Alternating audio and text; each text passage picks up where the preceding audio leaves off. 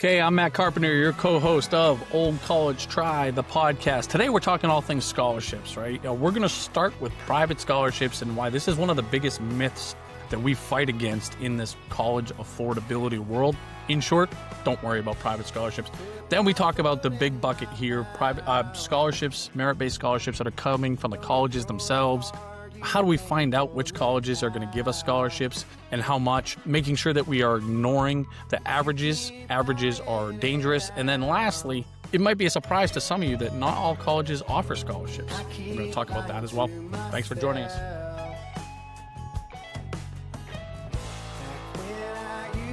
Okay, Peggy, we're back and better than ever. I got to imagine it's warmer than real feel 30 degrees there. Is that right? It is not 30 degrees, but it's actually in the 60s. I still have a short sleeve shirt on, but I close my window so it doesn't keep distracting our viewers. It's a good. I watched Notre Dame football game outside last Saturday, so that was pretty sweet. It was warm enough to watch outside, but not too hot. So and it was in the morning. That's kind of fun, right? Your time. That was in the I think it was at 10 a.m. Yeah, so actually by the time I went out there was the second half, but kind of nice. Go Irish, baby. Go Irish indeed. Yeah, so we've spent the last couple of weeks, I don't know, largely railing on colleges. I'm exaggerating a little bit, but there's some good fodder. So go listen to the last couple of weeks if you haven't. We'll take a break from that this week and next week. Next week actually is going to be a first. We're doing a listener mailbag, user mailbag type of stuff. So in saying that, please write into us if you have a question that you would love us to answer on the podcast. We would love to do that. But today we're talking about kind of, I think, a pretty stinking popular subject. Might seem, I don't know, elementary on a surface level, but there is actually more to talk about than meets the eye, I guess. So that's scholarships. Right? Obviously, that's a big word here. That's scholarships. And actually, Peggy, I will kick this right over to you. I didn't say this in the green room, but you said in your show notes to me here that meta level Google term. I don't even know what you meant by that. So why don't you tell me and everybody else? Well, basically, when it comes to Googling, I think in this whole space, or people going to chat, now going to AI and putting it in, whatever you do, FAFSA and scholarships are like the key words, right? And FAFSA is a good one for sure, because that's a big deal in this space. Another podcast conversation, but scholarships is just, it's a big word. And even the colleges, like we try and help families understand this whole world. And sometimes sometimes colleges say scholarships when in my mind, they're actually not talking about, it's a discount, but it's more of a need-based deal. So it's just, that's what I meant by that. It's just a Googled term, and then you get this huge amount of information. Some might be accurate, some isn't, and sometimes it can even lead to more confusion. So like today, we want to talk about okay, we're talking scholarships, the big Google term, but what are the subsets of this? Where do they fit? Why do they matter? So that's where I was kind of going with that when I was putting together it makes a ton of sense. Yeah, that's and very much an agreement. And if you haven't already and you go to Google, like which colleges will give me scholarships, who gives the best scholarships, something like that. The first at least half a dozen sites that are going to show up are very likely lenders, right? Because they invest a ton of money to buy keywords, right? So you're going to see it's going to be Sally Mae and College Ave, and so that's just kind of interesting. If you want to go do that experiment, go ahead and prove me right there. But that's not the way to figure out who's going to give you scholarships and how much, right? We know it's something we talk about all the time. I'm going to reference a conversation I had with a school counselor a couple times today, is that averages are dangerous, right? Because even if you just go search like which colleges give the best scholarships, that doesn't mean they apply to your family, right? And that's a very loose term, right? So anyways, we're going to kind of drill down on that, and we'll have some kind of opinions around that today. But let's start, Peggy, with what I think is one of the biggest misconceptions of all things college affordability, financial aid, scholarships, whatever you want to say. One of the biggest myths that we run into, I don't know, maybe on a daily basis, and it's louder sometimes a year, is that Private scholarships, and I'll have you define that for us in a second here. Private scholarships are a real resource, and it is going to be something that is going to, determine whether or not college is affordable for your family. And as a matter of fact, I was just talking this morning to a very well versed school counselor, and I had to share some statistics with her because she was very well intentioned, right? But just I spend so much time and I keep this spreadsheet and I make sure that my, students are applying to all these private scholarships. And I said, whoa, whoa, whoa, whoa, whoa. Number one, I said, Peggy, I said, listen to today's podcast. You're going to hear some things. And of course, I rattled some off to her, but she was blown away, right? She was blown away. So Yeah.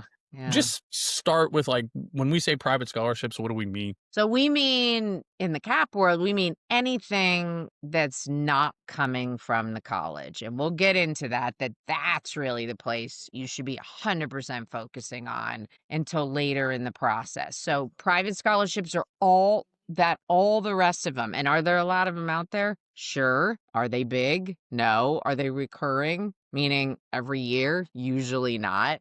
But that's this giant bucket of private scholarship. There's people that have companies, successful companies, where they're like, you can pay for all your school. It's a job and there's nothing wrong with it. But we're going to talk today about where it fits. And honestly, for a lot of you listening, it doesn't really fit. You're not even going to need to go there to actually get great net costs on colleges. So that's really what it is. And the stats are, I haven't checked it in the last 5 days, but the last time I read it, it was like 5% of college at the undergraduate level is paid by these private scholarships. So that means 95% is other sources. So that's not a place, it's definitely not a place to initially start with. And we'll talk about why sometimes you could even get a decent, I can even tell one of the stories in my family's a couple of years ago, get a good private scholarship. And actually, you're not ahead of the game. You're where you were sitting before Yeah. you got that. So, Put a pin in that because I will yeah, have you explain scholarship displacement in just a second there. But, like, a couple things I want to double down on. I mean, number one, I think, and again, it varies a little bit from one year to the next, but on average, and I'll just repeat it because I think it's worth. I want it to resonate. Of all the financial aid that's given out, so all the discounts that are given out each year, on average, 3 to 5% come from this private scholarship pie, but it accounts for so much noise, right? it And does. It it's really such does. a distraction. That's why I say do not get distracted by that. We need to be focused on the 95 to 97, percent of the pie, right? And as we know, these are largely means coming from the colleges themselves. So just from, like, an emphasis standpoint and just kind of coaching it from a high level, just start there. Like, this is a distraction. I'm going to keep it on the back burner until Cap tells me otherwise. Okay. Yep. And that is how you want to do it. I mean, and again, I don't want to, that doesn't mean that we don't have anybody spend any time. But there's a bunch of companies out there, right, guys? And they're basically pulling from the same database that we pull from in terms of, private scholarship. Most of the private scholarships you're going to find in the country, they're already within our MyCap platform. So go look in there. But how I coach it is, and I think we're really aligned here as a team. Number one, we're gonna go find out what colleges are gonna give us the best deal. Right, that's the first thing that we're gonna do. We're gonna use MyCap. We're gonna go figure out what they're gonna cost me.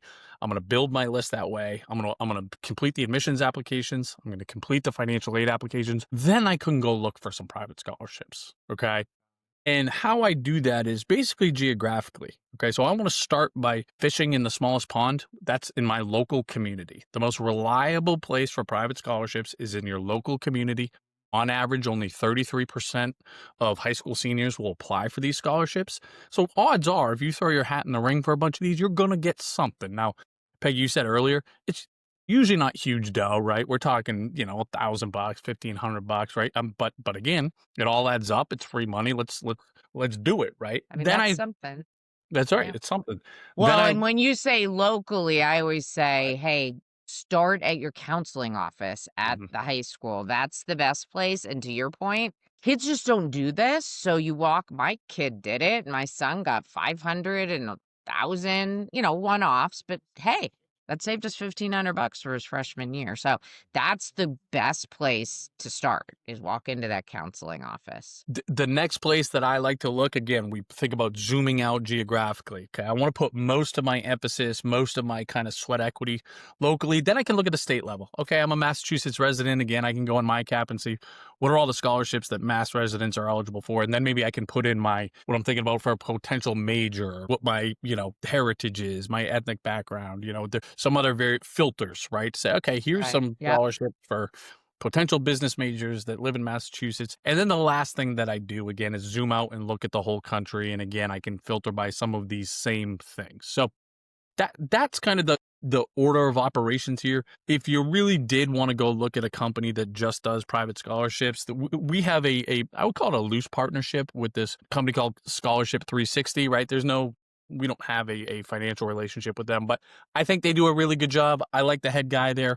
So if I'm going to recommend any one private scholarship resource, I'm comfortable in recommending those guys, but keep in mind everything that we just said, right? I don't want that to change the tactic there, but if you want another additional resource to look for private scholarships outside of College Aid Pro, that's where I would send you. But again, it doesn't change tactic here at all. So, and to your point, Peggy, right? And we've all seen this. You get $2,500, you get this nice award locally or from the state or whatever. That's a nice chunk of change. And all of a sudden, at the end of the day, you break even when the college asks for that information, the scholarship displacement. So just talk about that.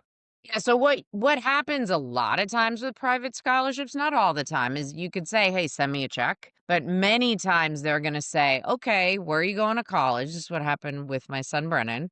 "Oh, I'm going to Indiana." So they send it directly to IU. It hits up on the bill. And if it's a bigger scholarship, sometimes the college will even say, I mean, the scholarship awarder will say, "Hey, split it between the semesters." Or it's their money, so they can say what happens. So that's considered what the colleges call an outside resource. So what should happen is, hey, your child and you helped them, went and got this scholarship and got it awarded. The college should say, "Okay, great. That's going to eat into what mom and dad and the student should be paying us." That's typically not what they do. What they say is, here's an outside resource. In certain circumstances, they can start pulling back on the package that they gave that student, their discounts in the form. I've never seen it with Merit Aid, although on a webinar a while back, Matt, one of the counselors chimed in the chat and said it happened. I saw one student it happened to, Peg, and she told me that. But usually it's the need-based aid. So I'll give you an example because that helps solidify it. So I had a kid a couple years ago.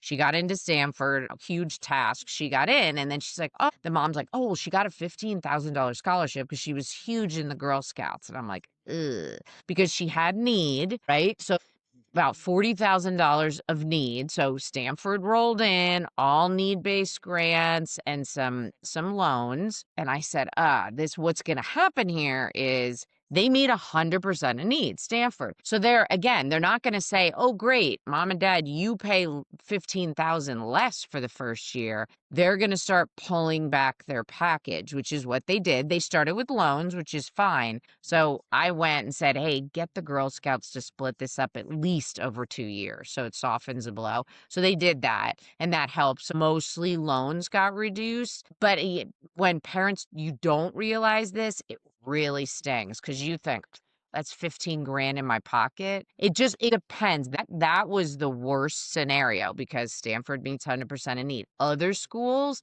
it might not 100% happen all the time, but as Matt said, this is called scholarship displacement. Just another reason that you really have to have your ducks in a row before you focus on private scholarships to cut the cost of college, because it may not. And we'll share, there is a scenario where you kind of need to focus on private scholarships because that's the name of the game for you, but that's a subset of all families. You want to be careful and realize that scholarship displacement exists. I think, Matt, you might know this. And don't quote me, everybody listening.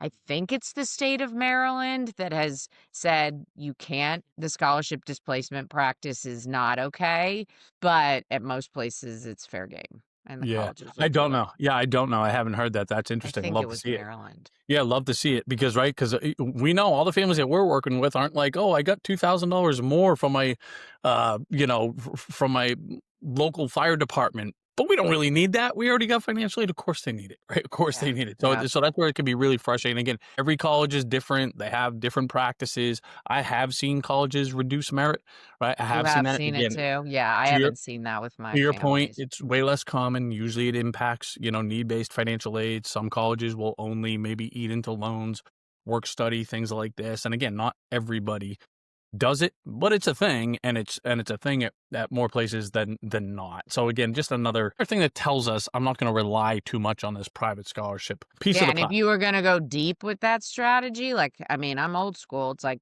pick up the phone, email them, ask them, and see how open they are about it. They might be elusive, and that gives you some information right there. Hey, do you guys do this? See what they say. You probably, Great point. Great point. And it also reminds me we have consistently seen, and we will always tell our families, you want to appeal. If they reduce the amount of financial aid they gave you based on a outside scholarship, you want to kick and scream very politely, yeah, but very for sure. aggressively, right? And because of course your thing is like, even though we got financial aid, doesn't mean we got it made in the shade from affordability standpoint. We're still overextending ourselves, right? So this, Yeah. $2,000 we got locally just gets us a little bit closer to being able to make this happen, right? But it's not like, again, we weren't overextending ourselves before that. So keep that in mind. This is not ironclad. This is up to colleges to make this decision, right? And don't make it easy on them, right? Yeah, When that's a good when it point. comes to this, Yeah, you can yeah. always appeal. So, a lot to talk about here, Peggy, but and you can just kind of take us wherever you want and start wherever you want. But merit-based scholarships from the colleges, right? First, it's probably most folks know what we're talking about here, but just tell us what merit-based scholarships are and just talk Yeah. about it. Yeah, so this is one of the huge ways that colleges discount their costs that Matt and I are always talking about because you shouldn't be paying full price. So this is based on your student merit, right? It's grades and test scores. Some schools it's just grades, just GPA, but they're all different. It depends, like we always say. Sometimes it's leadership, it can be talent, music, sports, of course. Whatever that is, and this is their money, the college's money, and they want the student. This comes from Office of Admission. So quite often, more often than not, it's going to families that on paper, not the reality for the family, but on paper, the college is like, well, they can pay, but we don't care. We want we want Matt. We want Peg. We want them on our campus. We want that net revenue, honestly. They want the money and they want the kid. So they're like, yeah, we're going to give them 15,000 a year. It's usually 5 figures a year. And unlike private scholarships, like we've been talking about, it's almost always guaranteed for all 4 years. So that's huge when you're doing your 4-year cash flow, which everybody should do when they're making their decisions, right? It's huge because as a parent, that's coming in as long as your child maintains a certain GPA. That I'll let you talk a little bit about it too, Matt, but like some are automatic at certain schools. Like Alabama, University of Alabama, very clear cut. You have this ACT, you get this. Like it's very clear cut. So it's great from a planning standpoint. Then there's ones that do it on a competitive basis where you might have an application or an interview. And then there's a lot of schools that are like apply by whatever, December 1, and you're automatically considered. It's not, they don't lay out the exact, like Alabama, you get this if you fall in this bucket, but your child isn't doing yet another essay or having to sit for an interview. Usually the ones that require interviews and extra, they're big ones. Like they're like tuition and room and board or half tuition. So it's worth it to go the extra mile, but all of those make up what we call the merit scholarship bucket. And it's a huge way for people to get massive discounts off of the sticker price. Yeah, 100%.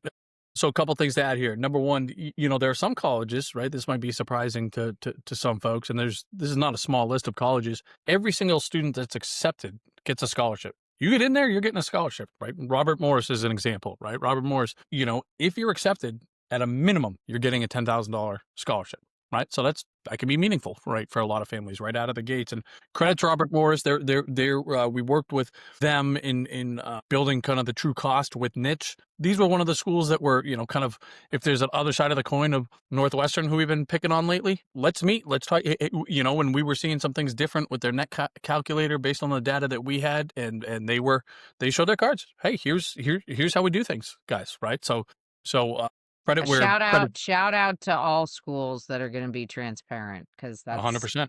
it's helpful to 100%. all of you. We appreciate that. Another thing that is, again, just kind of buyer beware type of deal, averages, right? A lot of colleges will say we give this average merit scholarship, average financial aid package, average whatever. I would say put little to no stock in averages. You need to know, okay, well, what is my kid going to get? How much, how little, if anything. Now, of course, this is self serving, but I would argue one of the hardest things that we do, one of the biggest kind of value props that we provide families is to help them be able to say, you can just go search which schools are going to give you the most in merit based scholarships. It's not averages, right? It's specific to your family, specific to these schools. And again, if you're a listener of the pod, you use coupon code college try 15, college try 15, right? If you want to use that kind of part of our platform, because that is one of the premium features there, but I would argue one of the best part of the premium features of, like, let me go put in my admissions preferences, where I want to live, big school, small school, majors, whatever. And then within that, tell me which ones are going to give me merit-based scholarships and how much, right? That's Yeah, yeah. We'll do that, and then you have all those schools, and you also have all of the merit. The whole database of what all these schools have is at your fingertips when you do what we like to call the deep dive. You just push the little button and it's all in front of you. So even those super competitive ones that I was talking about, like at UVA, there's the Jefferson. Yeah, that requires other stuff, but boom, it's right there. You click on it, you can see, oh, that could be applicable to my kid. That's something we should think about. But yeah, I'll just double down on that. Like, it's not just show me good merit schools. It's for my kid, this is where they're going to get the most merit and the amount and what is it called, and click on it and see it on their website. It's all right there for you. It's huge. And it and might open your eyes, because the other thing is some colleges, over 100 in this country, they do not give merit scholarships. And sometimes families don't find this out until they're way down the road, right? And they're looking at Dartmouth and MIT and USC. Oh, well, no, sorry. USC does have a bunch of merit. It's very competitive. Whatever. Princeton, and there's no kid, Amherst, all those kind of schools. They're great in need-based aid, but they don't give merit aid. And it doesn't matter. Like, I've had people write me, well, I want to appeal. My kid, da, da, da. Nope. There's no reason. We're all about appealing, but for that, like, you can't get blood out of a stone. Like, they're not going to create a merit scholarship for your child that has a 5.0 and perfect SATs. What we say is not part of their business plan. So that's not bad. It's just you have to know that. And for some people, it's eye-opening. So if that's eye-opening to you, we've done our job for today, because realize that and find those schools and just know, like, we could be full price at those schools. This huge form of discounting is not going to be available to our child at those given campuses. Yeah, and I think that's really surprising for some people. Like, hey, we've got this remarkable student, right? And they're these kind of world beater type of kid, and we got a great chance to get in some of these schools, and we know we're going to get scholarships. It's like, you're not, and it's nothing to do with your how exceptional your kid is. This is just, to your point, that's the school's business model. There's not one kid on that campus there on a scholarship, right? None of them. Okay, so Yeah, so exactly. so that's something that we need to be aware of. And to your point, it's about 100 of these colleges that, again, especially these, really competitive kids that want to get into these quote unquote type of schools. Most of those types, right, are the ones that these scholarships don't exist. Yeah, and let me just something you said earlier that I just want to comment on about averages. Even if you look at an average, you say, oh, the average merit scholarship is $25,000 a year. That's awesome. What really matters is what percent of kids are getting merit. And if you dig, it might be a school like Worcester, shout out to Worcester, hugely transparent school Mm. with their whole package in Ohio. You'll see a high percentage potentially, but at a school like BC, they have an average, but like almost no kids get it. So Notre Dame, no kids get it. Like it's tiny. So that data is right in our software, but that for a lot of families, I'm like, you need to look here. This is what matters to you, not the 26,000 Right. average that they love to market on, but that 1.2% of students get merit. You don't count on it. Hard enough to get into those colleges, much less be the right? 8% acceptance rate, and then 1% of those are I getting know. this merit-based Yeah, scholarship, it's right? just not gonna happen. You have to That's right. assume it's not happening. That's it. And that's why we'll project nobody. You can put in that you're the valedictorian with perfect SAT and perfect ACT and blah, blah, blah, blah, extracurriculars. You're not getting it. Yeah, That's we'll just how never it is. project it. Yeah, because it's So highly unlikely. two more things I want to touch on here. Number one, something you said earlier, it reminds me a lot of what our colleague, buddy, Uncle Bill Rabbit, has been saying to a lot of school counselors lately when he's showing them our Power School plugin. And I think this is a great point. He's like, look at something that I really like specifically for the younger-ish students and families. So I got a ninth grader, a 10th grader. We don't have test scores yet, right? We just got we're kind of new to our GPA. We just put the GPA in here and we're seeing, right, what merit-based scholarships we might be eligible for at these colleges. But then what's really cool is we can see, and you kind of said this, Peggy, okay, I have a 3.2 right now. But if I get up to a 3.4, all of a sudden this merit-based scholarship went from 5 to 20,000 at one of these colleges that I'm really interested in. Same with test scores. So it can be a great motivator, right? You're talking with your kids being like, hey, yeah, you want to go to Syracuse. That's awesome. It's an amazing school. But when we look at this from an affordability standpoint, we look at it from a merit-based scholarship standpoint, you're here, right? And here's what that equals in terms of merit-based scholarships. But we can see if we're able to do a little bit better, the meaningful impact that it can make with the affordability. So I love it as just kind of an incentive, Yeah, and it's financial. and I personally with my son at IU, there was a scholarship that was 4,000 a year, 60 more points on that SAT, it jumped to 9,000 a year. That's $20,000 in my pocket, right? So it's huge. That's where you can sit down with your child and say, yeah, we need to do a little tutoring, a little test prep here. And yeah, it's the more information you understand and get, it's just a win-win for everybody. 100%, and that is somewhat in line with the next thing I want to talk on, which is, are these things negotiable at all? Okay, and the short answer is yes, right? The short answer is yes. Now, again, something we say every single week. Every school is it is its own business, and they run their business how they see fit. But we are able to appeal, right? We can't use the word negotiate. If you pay attention to us at all, is that what we're doing? Yes, but we're not using that word. We can appeal for additional merit based consideration, right? We can go back to that admissions office. But and you seniors especially pay attention to this. Now, do as I do, not as I say. I was the gold star of a senior slide in high school. That was me, Peggy. Shocking. Okay, I know that's it. Let that sink in. But some incentive to not, do as I did from a senior slide standpoint. If a lot of you, especially if you go early action, you're applying to these colleges, first quarter, second quarter, first half of the school year, you're getting a scholarship based on your transcript, your GPA at that time. If you can show improvement over the course of the year, you come back with material data to say, hey, I'm still on this upward trajectory. And again, I wouldn't like to hear this as a student necessarily, right? But I want you to be aware of that because it makes our jobs a heck of a lot easier, right? And your job's a heck of a lot easier when you're going back to this admissions office and say, I want to appeal for additional merit-based scholarships. And guess what? My application is better now than it was when you guys reviewed it in the fall. Yeah, it could be grades, it could be awards. Yeah, I'm older than you, Matt, but when we were kids, I got into my first school in September, Purdue. I'm like, okay, I'm good. You can't do that anymore. I'm Right. sorry. If there's any students listening, it's a different world. You can't take study hall as a class and homemaking and woodwork, and that's your whole senior year. There really is no such thing as senioritis anymore. They Don't really be will, about, from come a on. merit Right. scholarship standpoint and in general, because they do not to put pressure on you, just continue to do what you do. Just be who you are. But yeah, those days, yeah, just one of the many ways why the whole world is very different for kids in high school now. But There you go. There you you go. know? Okay, and then I guess last thing we'll touch on briefly before we end here is this, a note on full scholarships versus partial scholarships, and just talk us through that quickly. Yeah, it is another thing.